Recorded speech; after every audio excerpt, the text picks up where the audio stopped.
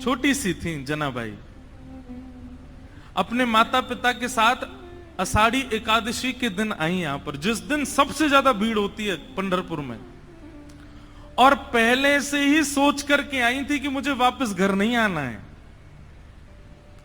तो पंढरपुर में जब आई तो यहां पर वारियां आई हुई थी, सब नाच रहे हैं, गा रहे हैं, विठल विठल विठला माझा पांडुरंग विठला, जय जय राम कृष्ण हरि। पंढरपुर में आते ही नेत्र सजल हो गए। जनाबाई छोटी सी हैं, अभी 7-8 वर्ष की आयु है। जनाबाई आई और यहां भीड़ में अपने माता पिता की उंगली पकड़ करके घूम रही थी, और वारी में जब आगे पीछे लोगों के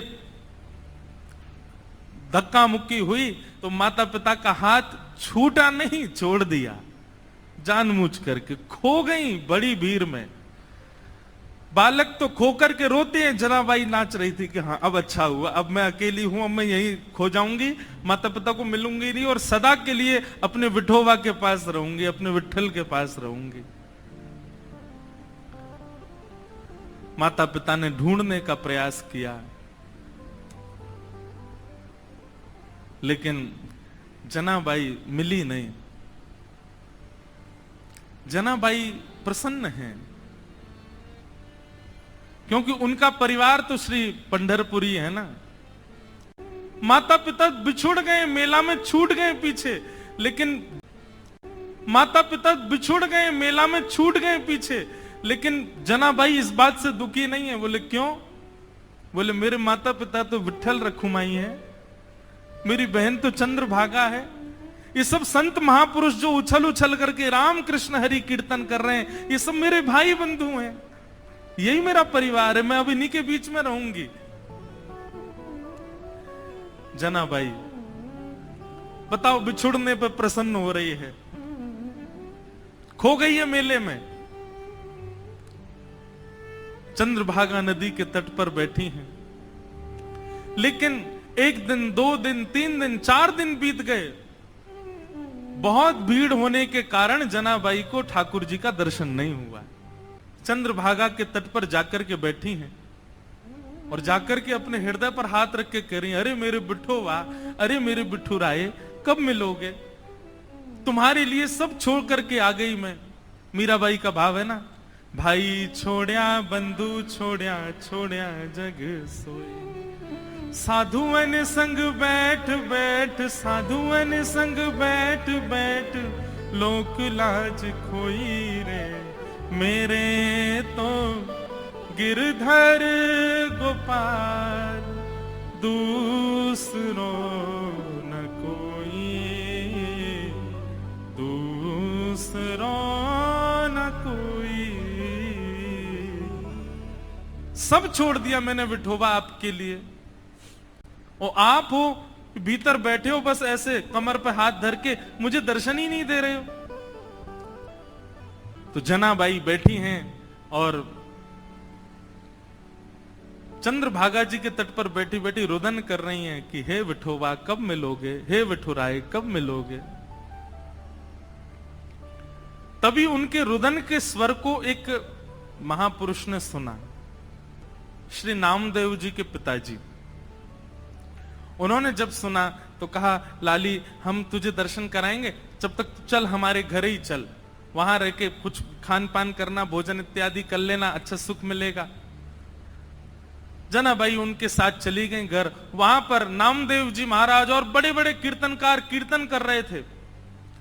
कीर्तन में बढ़िया मृदंग बज रही है, कांसे बज रहे हैं, बालक सब वारकरी बालक जैसे कीर्तन करते हैं, नामदेव जी का कीर्तन चल रहा था। तो कीर्तन की ध्वनि पंडरीनाथ भगवान को सुनाई देने लगी। तो पंडरीनाथ भगवान रुक्मणी जी से बोले सुनो मेरा मन नहीं लग रहा अब यहां पर। रुक्मणी जी बोली क्या करना है? बोले मैं जा रहा हूं कीर्तन में। बोले इतने लोग जो दर्शन के लिए आ रहे हैं ये? बोले अब इनको आप संभाल लो, लेकिन मुझे बहुत जोर से मन कर रहा है कीर्तन में जाने का, मुझसे रुका ही नहीं जा रहा, मैं जा रहा हूं नामदेव जी के कीर्तन में। रुक्मणी जी बोली आप जाइए, मुझे उसकी कोई परवाह नहीं, उसके लिए मना नहीं। लेकिन आप एक चीज देखिए, नामदेव जी नेत्र बंद करके गा रहे होंगे, वैष्णव उछल उछल करके नृत्य कर रहे होंगे, आप जैसे ही जाओगे पूरी जनता आपके पीछे पड़ जाएगी, कीर्तन में भंग हो जाएगा, आप जाकर के वहां कीर्तन में विक्षेप डाल दोगे। तो एक बार पंडरीनाथ जी रुक गए, बोले अच्छा हाँ सही कह रहे हो, फिर तो नहीं जाऊंगा मैं। लेकिन जैसे ही नामदेव जी के ऊंचे ऊंचे स्वर सुनाई दें, विठ्ठल भगवान खड़े खड़े का, मुझसे रुका ही नहीं जा रहा, अब जो होगा देख लूंगा, मैं कोने में खड़ा हो जाऊंगा, लेकिन मुझको जाने दो। रुक्मणी जी बोली जाओ। पंडरीनाथ भगवान पीतांबरी पहने, गले में सुंदर माला है और ये मुकुट धारण किए, मत्स्याकृत मछली के आकार के कुंडल, और दौड़ रहे हैं नामदेव जी के कीर्तन की ओर। असंख्य भीड़ लगी है। ठाकुर जी ने सोचा कहीं विघ्न ना आ जाए, तो बाहर खड़े हो गए, और जहां से केवल नामदेव जी की झलक दिख रही है, कीर्तन हो रहा है, सब नाच रहे हैं, वहीं से ठाकुर जी देख रहे हैं और देख करके वहीं झूम रहे हैं। इतना आनंद ठाकुर जी को आ रहा है। लेकिन झूमते झूमते झूमते झूमते ठाकुर जी को सुध बुध नहीं रही, और ठाकुर जी तो कोने से भीड़ में आ गए। अब जैसे ही ठाकुर जी आए, लोगों को कस्तूरी की सुगंधी आने लगी, बढ़िया, पीछे मुड़ मुड़ करके देखें साक्षात पंडरीनाथ भगवान खड़े हैं। अब तो महाराज नाचना गाना सब भूल गए, सब मार्ग देने लगे, और ठाकुर जी नाचते नाचते भीतर प्रवेश कर रहे हैं। नाचते नाचते ये स्थिति हो गई, इतनी भीड़, कोई पांव छू रहा है, कोई हाथ छू रहा है, लेकिन ठाकुर जी नृत्य नहीं छोड़ रहे हैं, उछल उछल करके नाच रहे हैं। नामदेव जी के जब नेत्र खुले और सामने ठाकुर जी को देखा, नेत्र सजल हो गए। जय हो। कभी कभी संशय होता है नाथ, हम आपके भक्त हैं कि आप हमारे भक्त हो। अरे इतना उतावलापन, इतनी उत्सुकता तो किसी भक्त में नहीं होती। वो अपने वस्त्र का भान तो रखता है, आप तो कीर्तन में वस्त्रों का भी भान नहीं रखते नाथ। ऐसे हमारे श्री पंडरीनाथ बड़े बड़े दयालु ठाकुर जी।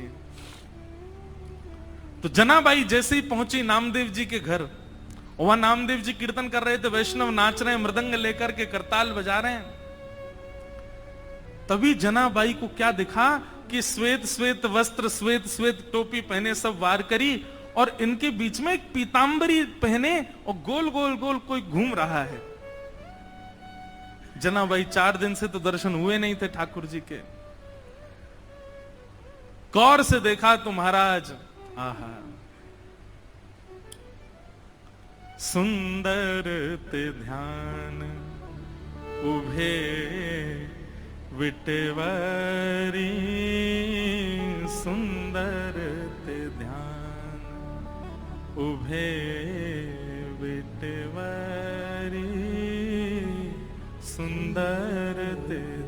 श्री तुकाराम जी कहते हैं, जिनका ध्यान इतना सुंदर है विठ्ठल पर, जो वीट के ऊपर खड़े हैं, आहा।